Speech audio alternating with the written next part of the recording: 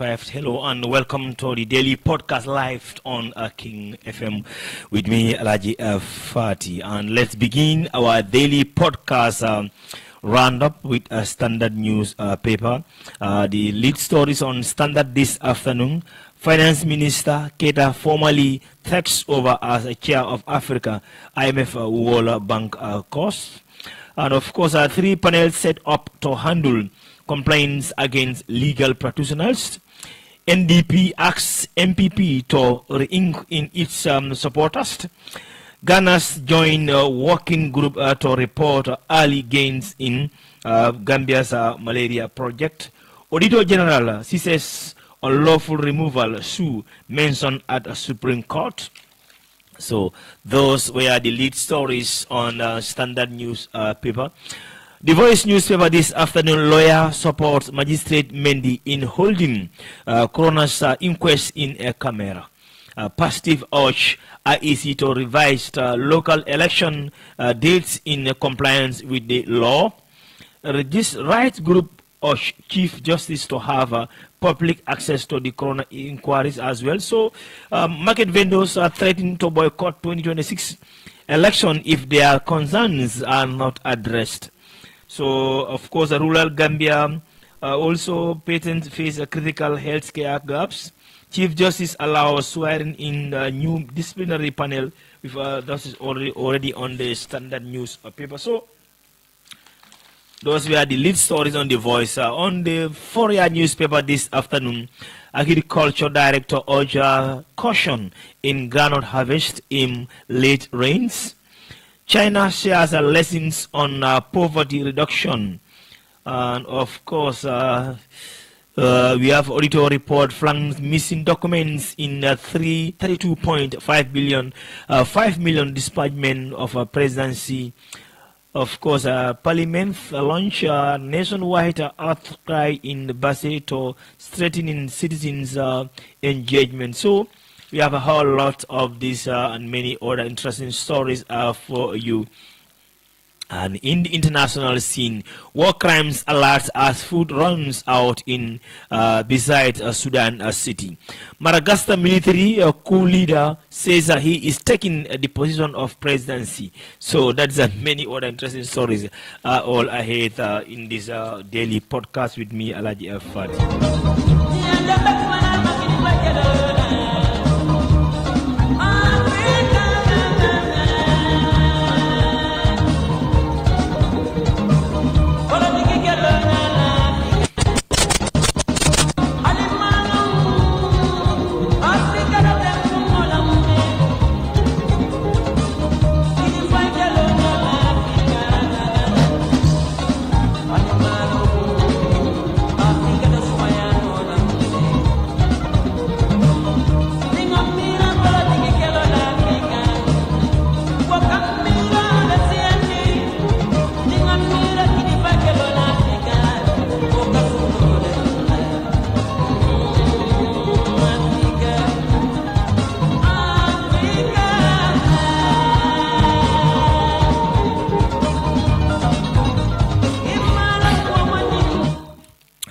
Be reminded that you are listening to the daily podcast live on King FM.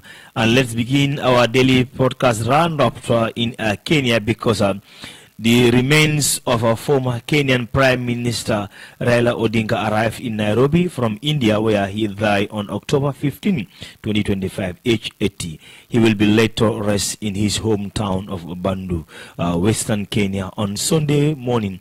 His Toby, that is the honoring his Toby burial within 72 hours of his death, an influential figure in the Kenyan politics and the chairperson of a multi-party democracy. Odinga will receive a state funeral. President William Ruto declared 7 days of a national mourning, describing his death as an imminent and immeasurable loss. Odinga served as a prime minister from 2008 to 2013 and ran for presidency 5 times without success, leaving a profound legacy in Kenya's democratic journey. And still South Sudan's leader have been accused of stealing public money through secret deals and fake contracts, according to the Sanitary group that investigate corruption in conflict zones. The watchdog warned that widespread graft is driving violence and political chaos of United Nations, concerned that the countries risk another war in South Sudan. And of course, this is today's major headlines in Africa. Kenya is mourning the loss of a veteran opposition leader and a former Prime Minister, Raila Odinga, who has died at the age of 80. The military in Madagascar has declared control, following a presidency angry of a Michael departure, and of course a move for the presidency calls an attempt a coup. Cape Verde celebrate a historic first ever World Cup qualification as Africa's 9 sports are confirmed. Meanwhile, a right group in Ghana is suing the government over the acceptance of 14 deportees from U.S. So, that and many other interesting stories on this roundup with DW. Tributes are pouring in from across the region, describing him as a statesman who stood up for justice and equality, yet his life was not without controversy. Critics faulted him for sometimes divisive rhetoric, for claims of fueling ethnic tensions in heated campaigns, for repeated election challenges. I have been speaking with some Kenyans to find out what they think. Our greatest person in the world has just died. I don't know how this Kenya is going to survive. He was the only person who could unshake. He was the only man who could make peace in Kenya. It's a very big blow to us and to me myself. I knew Raila as a person, and Raila was a real politician. He knew how to bring peace, how to collect his people. Luos, he didn't have tribalism. He was for everyone, every child. Madagascar's presidency has criticized the military for claiming power after President Andry Rajoelina left the country. Officials called it an attempted coup and insisted that the country can't be taken over by force. A military commander said lawmakers impeached Rajoelina and forced him out after weeks of youth protests. Rajoelina had refused to resign despite growing demonstrations and army defections. In sports, there was action in the World Cup African qualifiers, with all 9 spots from Africa now confirmed. The final list of countries qualified for the playoffs has also been decided. Samson O'Malley gives us a wrap of what we need to know. Tunisia and Morocco are the first 2 African sides to go through, and they have now been joined by Cape Verde, Ghana, Algeria, Egypt, Ivory Coast, Senegal, and South Africa as the 9 automatic qualifiers for the FIFA World Cup 2026 after a dramatic final round of CAF qualifiers. Meanwhile, DR Congo, Nigeria, and Gabon joined Cameroon in booking their tickets for next month's Africa playoff, and the winners advance to intercontinental playoffs in March with 2 World Cup places up for grabs. The 2026 World Cup will be co-hosted by the United States, Canada, and Mexico.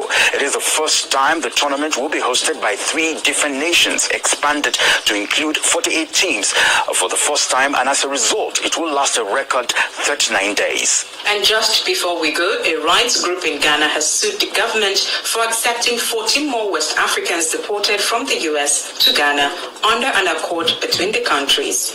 The group, Democracy Hub, is seeking to block the arrangement. Their arrival on Monday brings the overall total to 42 deportees accepted by the Ghanaian government. Well, that's all we have time for today. Don't forget to leave a comment. So those were the daily podcast roundup on the continent. As you rightly hear that Kenyans are mourning the loss of a veteran opposition leader and a former Prime Minister Raila Odinga, who has died at the age of 80 in his treatment trip. And then the military in Madagascar has declared control of foreign presence Andry's departure, a move the presidency calls an attempted coup. Cape Verde celebrated historic first ever World Cup qualification as Africa's 9 sports are confirmed. Meanwhile, right groups in Ghana is urging the government over its acceptance of 14 deportees from U.S. So those were the latest roundup in the African continent. And be reminded, you are listening to the daily podcast live coming to from our studios here at Atalinding. Across Africa today, millions of adults and children are living in slavery, political instability, extreme poverty, climate change, and conflicts are among the driving force. Yet many governments have been slow to respond to this crisis in Africa. On the continent where slavery is particularly acute. So the Global Slavery Index covers 160 countries around the world, and we see that those countries that have the highest prevalence of forced labour and forced marriage tend to be those that are characterised by conflict, limited political will, or are deeply affected by climate change. Across Africa, we see countries such as Mauritania, for example, that has high prevalence of modern slavery. South Sudan, also Eritrea, have high levels of conflict, but also high levels of modern slavery. Other countries that we know are impacted by climate change are also deeply affected by exploitation. But slavery persists in more stable African countries too. There are 91,000 people in Ghana entrapped in modern-day slavery.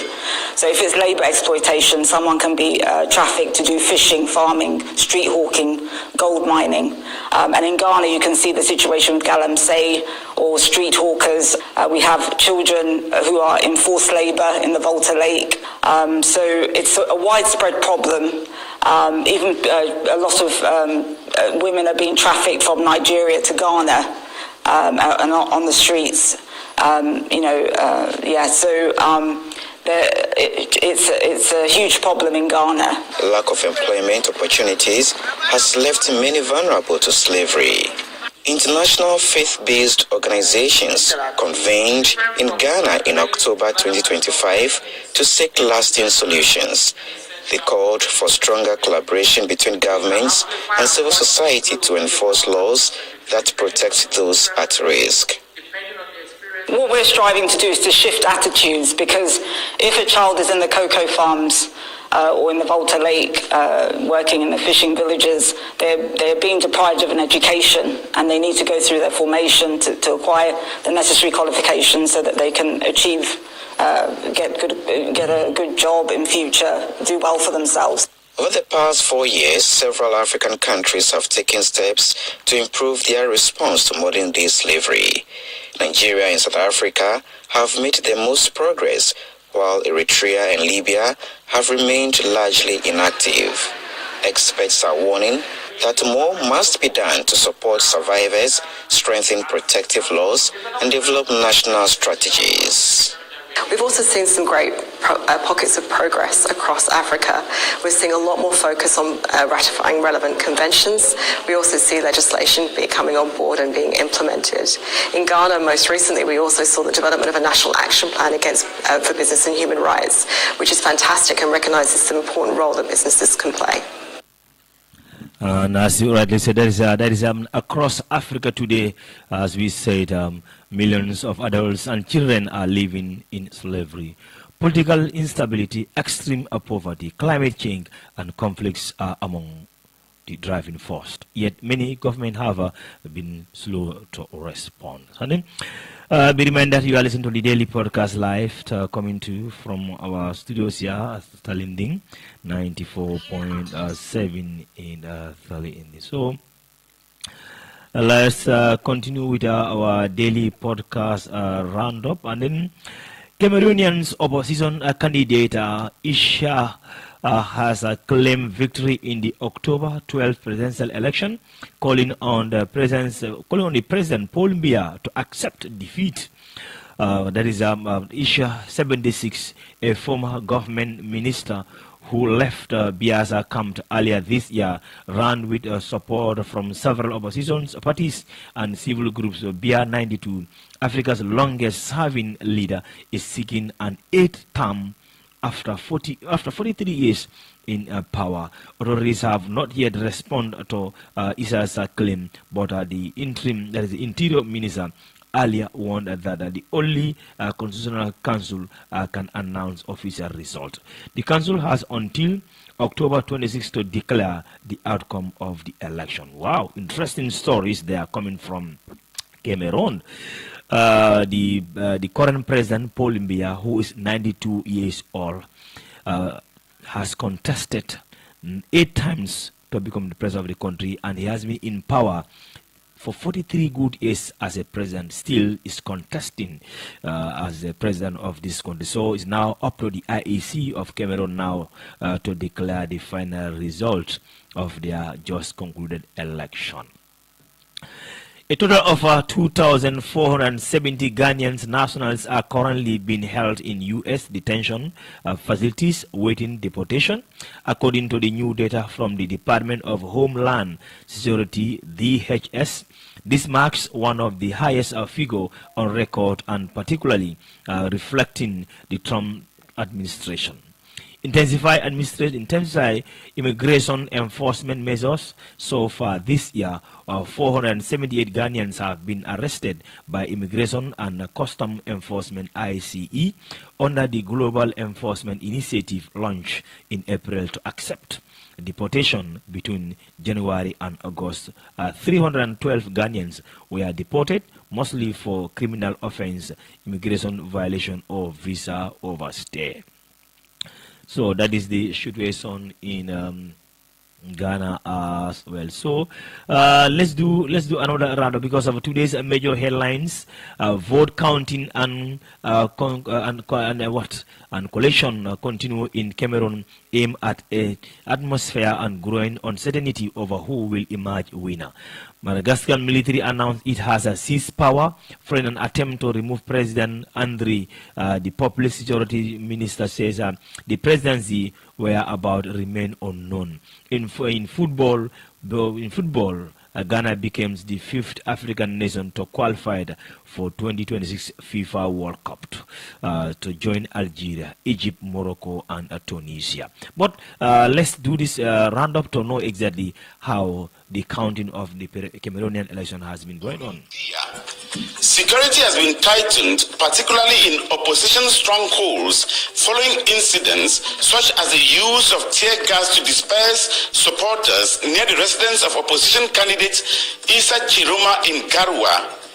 Preliminary figures released by his party suggest Chiroma is in the lead, but Cameroon's Minister of Territorial Administration, Paul Atanganji, insists that only results declared by the Constitutional Council are valid.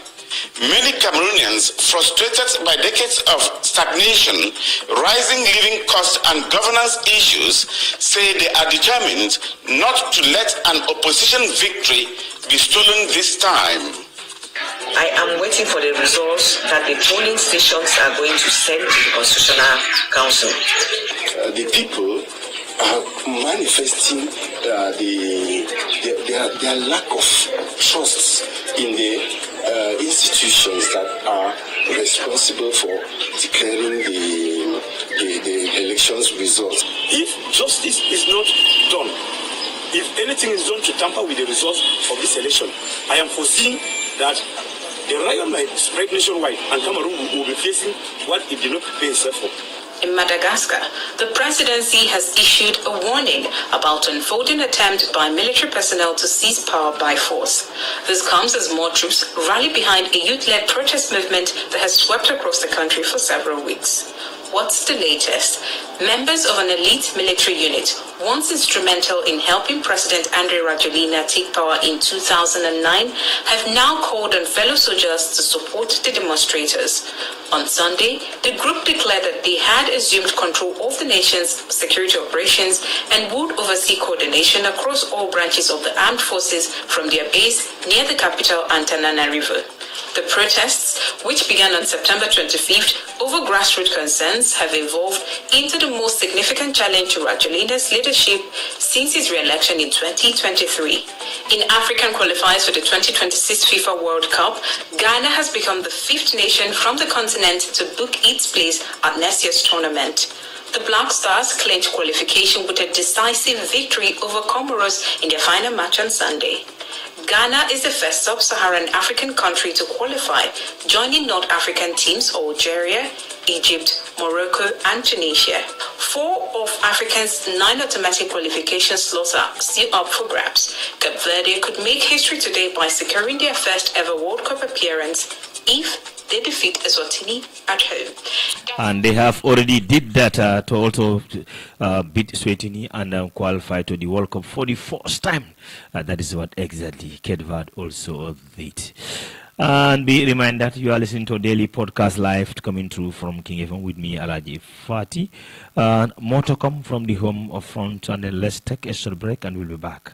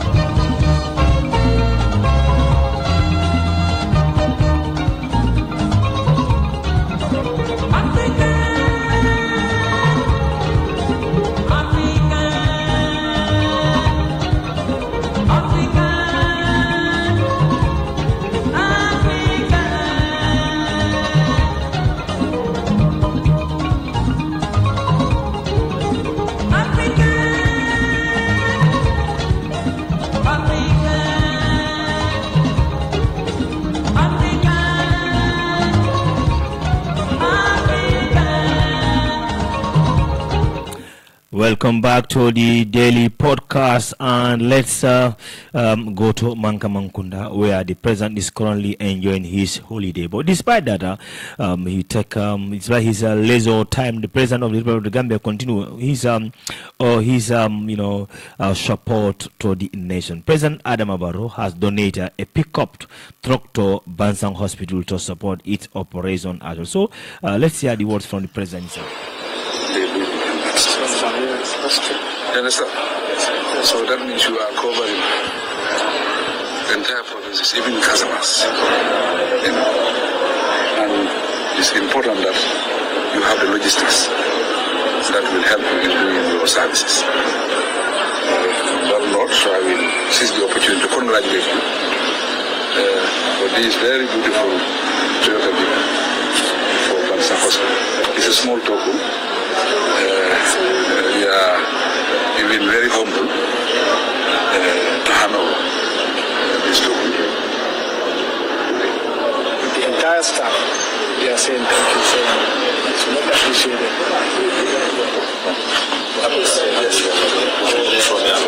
The CEO really wants to yes, I know.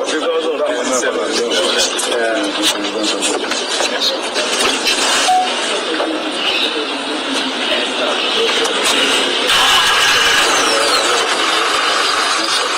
So, as you can rightly said, members, that is officials of the Bansang Hospital have received a pickup from His Excellency President Adam Barrow in his hometown of Mankamankunda. And as you had heard the words from the President saying, this is for them to be able to do their work in the region, and of course to the customers and too. So, still on this daily podcast roundup, let's try to bring you with speed with all that you need to know in the country as well. In a significant development for the legal profession in the Gambia, 3 esteemed High Court judges have been sworn in as a chairperson of the disciplinary panels of the newly constituted General Legal Council. The ceremony took place today at the Chief Justice Hassan B. Jallo's chambers in a law court in a law court complex, Independent Drive, Banjul, in accordance with Section 28 of the Legal Practitioners Amendment Act 2024. And then still with the daily podcast, as we always say, it is what we always do to make sure that we bring you stuff that are not covered on the papers of today. So another tensions are raising of Gambian schools as a violence clash erupt between local fishermen and friend-owned trailers accused of illegal fishing in nearshore water. Several Gambian crew members have been injured in confrontation, including a Russian attack on an Egyptian-owned vessel in 2024. Fishermen say foreign trawlers, mainly from Asia and Europe, are operating as close as 3 kilometers from sea, destroying nets and threatening livelihood. The Gambia government has deployed the Navy and now require foreign vessels to include local crew through enforcement remains weak, as we see as well. So that's the roundup on the other part of the country. So let's look at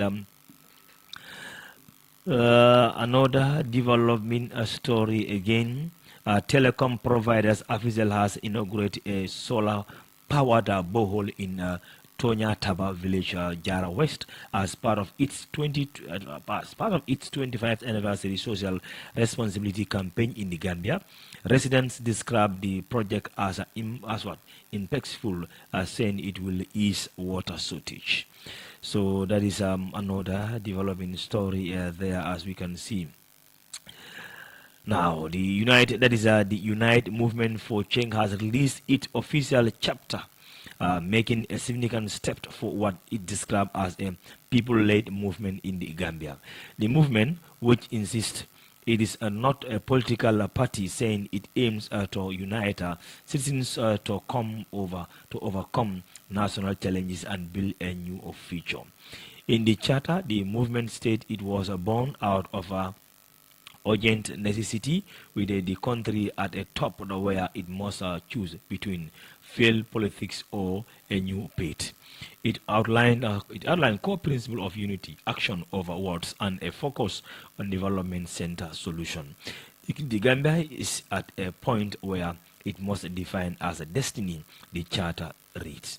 Too much time has been wasted with politics of division and professional and personal attack. It is time to unite and write a new chapter for our nation.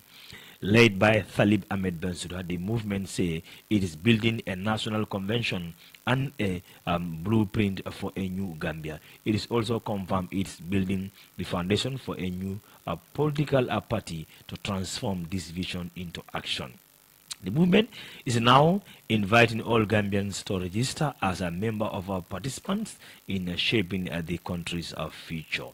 So that is what we have on that side too. So be reminded that you are listening to the daily podcast live from King FM, and then we will go with West Africa Democracy Radio for all that also you need to know about the latest happenings in our country as well. So let's do a little bit roundup on West Africa Democracy Radio regarding the latest on the continent too. So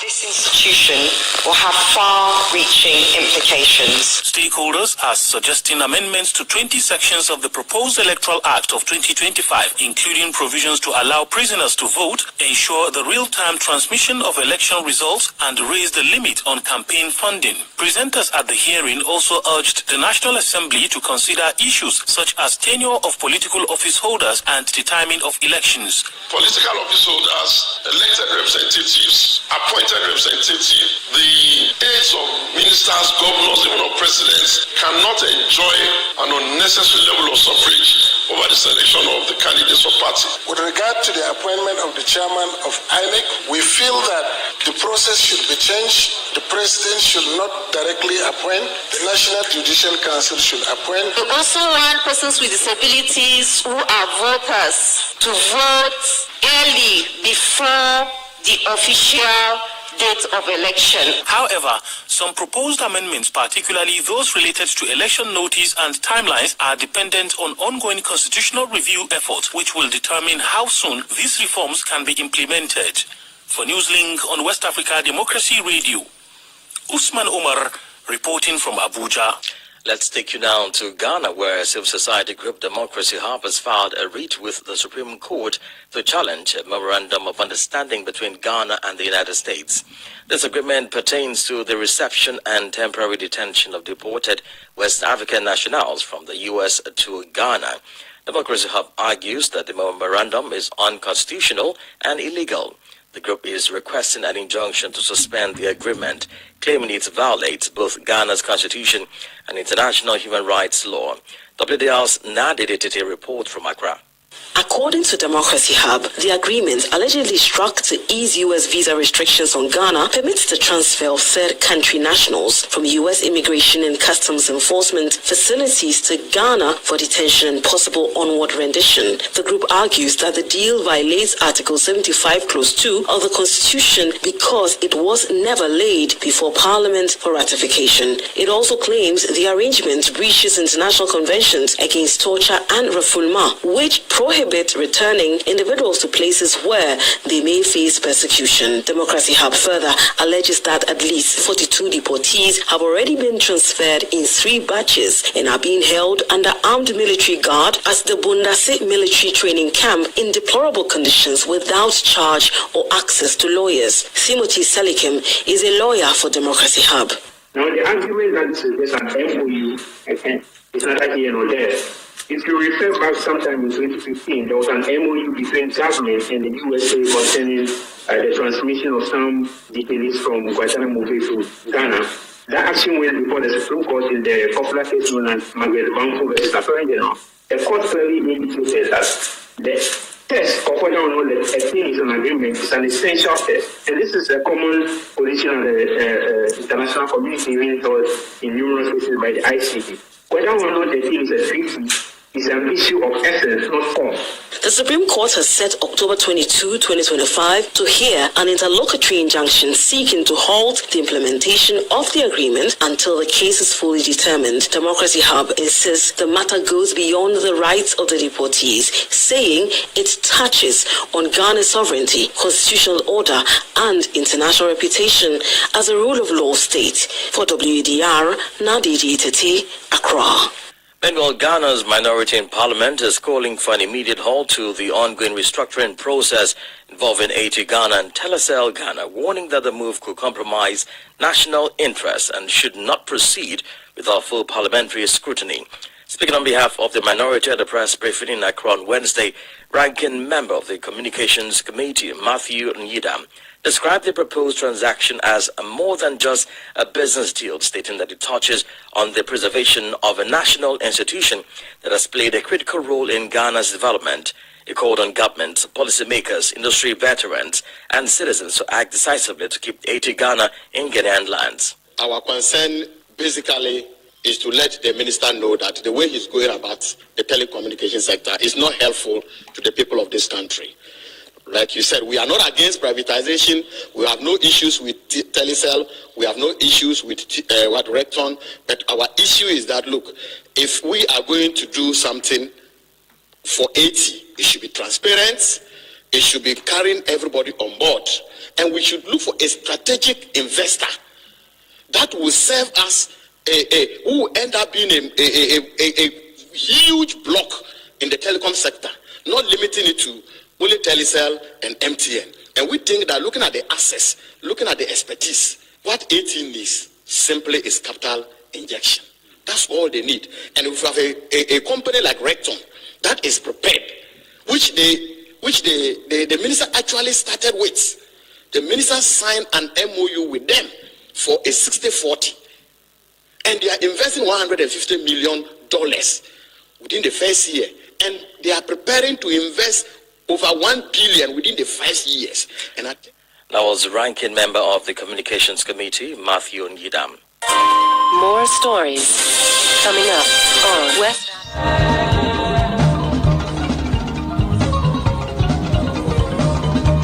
The situation in Côte d'Ivoire is evolving and remains tense. The joint opposition coalition known as the Common Front has announced plans for a new protest in the coming days to denounce President Alassane Ouattara's candidacy for a 4th term. They have also condemned the recent arrest of the party activists by the National Security Council. These threats of protest come despite the government's nationwide ban on street demonstrations during the campaign period. Francis Benfit completes the story. The opposition coalition, known as the Common Front, strongly denounces the alleged misuse of the National Security Council, asserting that its current operations pose a serious threat to national unity. Established by a decree on August 8, 2012, the National Security Council's mission is to coordinate internal and external security and advise the President of the Republic on related matters. However, the Common Front argues that none of these responsibilities grants the Council the authority to override the Constitution or suppress peaceful demonstrations organized by the opposition. The coalition announced that it will soon publicly disclose the date of a significant national march. Additionally, it expresses strong support for all spontaneous marches planned to take place daily until the Constitution is upheld. In light of this, former President Laurent Gbagbo, who heads the PPSCI, is calling for a meeting of his party's Strategic and Political Council this Wednesday. The purpose of the meeting is to assess the current situation and discuss the upcoming march against the ongoing electoral process. Despite these situations, incumbent Alassane Ouattara stated during a campaign event in Yamoussoukro on Tuesday that the elections will take place in a peaceful and secure environment. That was a report from our Abidjan correspondent, Master Larison Blair, and voiced by Francis Boniface.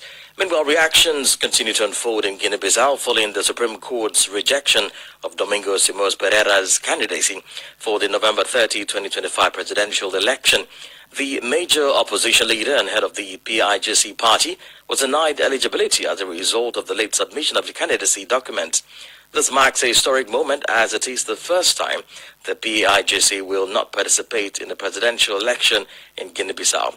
Political observers suggest that appointing a successor to the party's president could have prevented this blockade of the opposition party.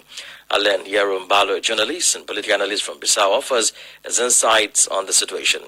Le candidat du PIGC ne sera pas dans le starting box. The candidate of the PAIGC will not be in the starting box, just like his party. So this is what poses a lot of problems within the party itself, where there are already discordant voices that really directly attack the party and the president of the party, who is Domingos Pereira, on the pretext that he was very selfish in not favoring as the system, letting someone else pass, his vice president or someone else, especially since Article 43 of the internal regulation says that in case of prevention or the definitive nullity of the candidacy of the party's president, the vice president must take over the party, organize in 90 days an extraordinary congress to maybe appoint a new party president. That didn't happen. He stayed at the head of the party, and I think we are going to a collective shipwreck. Elections without the PAIGC, it's like we are missing a little bit of atmosphere. And here, there is still a feeling of an election in which there is still a very important aspect of the Bissau-Guinea policy.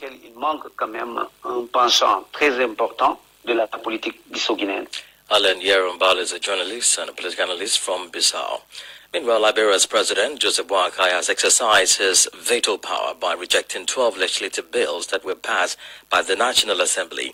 This decision, communicated to the House of Representatives on Tuesday, raises concerns about the statutory support, demographic data, and institutional frameworks associated with the proposed legislation. In his communication, President Boakai cites inconsistencies with existing laws and administrative procedures as a main rationale for the vetoes. WDL's Monrovia correspondent Ibrahim Parker reports. The rejected bills encompass proposals for the creation of new districts and townships alongside the Pinsville Community College Art. In a presidential communication read by the House's Chief Clerk, Madrid Sion, President Boakai emphasized his administration's commitment to local development, conditioned on adherence to national policy and the legal standards as required in the local government act. Upon future examination, the 9 bills seeking to establish townships in Nema County do not meet the statutory requirements outlined in Section 2.16E of the Local Government Act of 2018. This provision stipulates the following minimum criteria for the creation of townships and boroughs: a population threshold of at least 5,000 residents, The House leadership has acknowledged the receipt of the President's communication and initiated a review process to determine the subsequent course of action. This review will likely involve a detailed examination of the President's objections and a potential reassessment of the vetoed bills. However, Nima County Senator Yan Tuan has emerged as a vocal critic of the President's decision, criticizing it as inconsistent with existing realities. Senator Tuan alleges that the President was ill-advised by his legal counsel and has indicated the Senate's intention to seek land-by-land justification of the requirements that the affected townships purportedly fail to certify. This dissenting viewpoint introduces a potential for legislative conflict and a deeper examination of the executive's decision-making process. For Newslink on WADR, Abraham Parker, Monrovia. You're listening to Newslink. Examination of the executive's decision-making process. For Newslink on Nigeria's Immigration Authority assures expatriates that new reforms are not punitive. Minority in Ghana's parliament demands full probe into telco merger deal. Liberia's President Bouakai vetoes 12 legislative bills citing inconsistencies and procedural gaps. And still ahead in the news, Kenyan President Ruto declares 7 days of mourning for veteran opponent Raila Odinga. We don't have the guest interview and sports news. Please stay with us. West Africa Democracy Radio is you. Be reminded you are listening to the daily podcast live coming to from our studios here at Talinding with me, Alaji Fati. There was a roundup on West Africa Democracy Radio relay on King FM Daily podcast. And as we rightly mentioned, Kenyan Catholic Church drops mass wine after it becomes a common in bars. Of course, Kenyan police shot and tear gas at the crowd gathered to see a body of ex-Prime Minister Raila Odinga. And then, of course, from prison to presidential palace, who is Madagascar's new president, new military leader. So let's just try to know who he is really. Before last weekend, if you have asked about Colonel Michael on the island of Madagascar, you have got a lot of blank looks. In just 3 days, however, in less than 3 days, however, it has become obvious that Michael is now the leader of the Rein, who has now taken over the country of Madagascar. In just 3 days, however, he has become arguably the most powerful person in the country. So then ascent began on Sunday when, as the head of the Madagascar elite military unit, he drove with his troop into the center of capital city, joining thousands of protesters who has long been demanding the president's resignation. After Andrew Sam eventually flew the country, MPs voted to impeach him. 51 years old took in the front of the vacant presidential palace and informed the world's media that was taking over the country. Well, listeners, before we go a roundup of all the top news headlines on the front pages of the country, on the Standard newspaper this afternoon, Finance Minister Keita formally takes over as a chair of African IMF World Bank cost. 3 panels set up to handle complaints against legal professionals. NDP, that is a splinter group from NPP, asks MPP to Inc., that to re-ink its supporters. China's joined working group to report early gain in Gambia's malaria project. Auditor General seizes unlawful removal shoe mentioned at the Supreme Court. And then let's check the lead stories on the Foria as well before we depart on this program. Audit report flags missing documents in 32.5 million disbursement of presidency. And Parliamentary launches a nationwide outcry in Basse to strengthening citizens' engagement. Agriculture Director urged Gambians in groundnut farming, in groundnut harvest aim late rain, so let them be careful before rush into the harvest. So another paper, that's the Voice News paper, right groups urge Chief Justice to have public access to coroner's inquiries. Lawyer support Magistrate Mendy in holding coroner's inquest in Cameroon. Listeners, I'm afraid that is what we have for you for today from me, Alaji Fati, and the rest of the team. Thank you for the pleasure of your company. And daily podcast on King FM will take a deserved break until Monday because we are not coming on Friday for the daily podcast. But that'll be a Mandinka News tomorrow at 11 to 12. So from me, Alaji Fati, and the rest of the team, we thank you all for the pleasure of your company. Have a peaceful day. Goodbye. Friday for the daily podcast. But that'll be a Mandinka News tomorrow at 11 to 12. So from me, Alaji Fati, and the rest of the team, we thank you all for the pleasure of your company. Have a peaceful day. Goodbye. Friday for the daily podcast. That'll be a Mandinka News.